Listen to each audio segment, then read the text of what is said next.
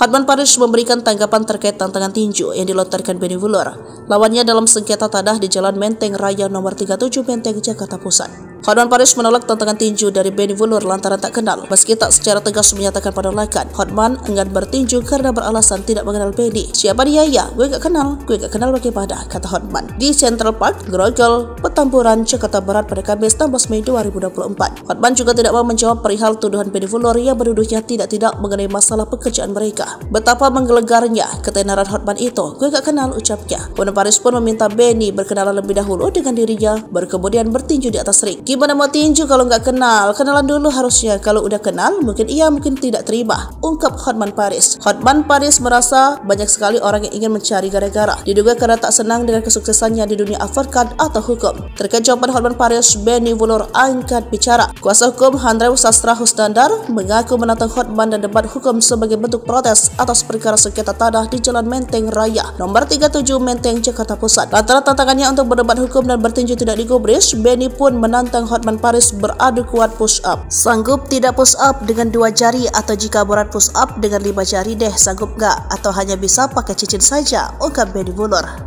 Saya menduga jika Hotman Paris takut melawan saya ketika melihat video saya dalam berlatih tinju. Ya mungkin saja Hotman takut KO melawan saya, tambahnya. Makanya dia menjawab tantangan saya di media dengan berkata seperti itu. Saya rasa itu hanya untuk menghindari saja, bebernya. Sementara itu terkait pernyataan Hotman Paris yang mengaku belum mengenalnya, Benny membeberkan prestasinya. Saya tidak perlu kenalan dengan Hotman, saya ini adalah seorang kurator dan pengacara dari berbagai perusahaan besar dan saya juga telah berhasil mem-PKPU perusahaan asuransi dan salah satu pengacara yang berhasil membatalkan cabut izin usaha asuransi Kresna dari OJK, ungkap Benny. Jadi saya rasa tidak perlu untuk iri atau menebeng tenar nama dengan Hotman Paris, tegasnya.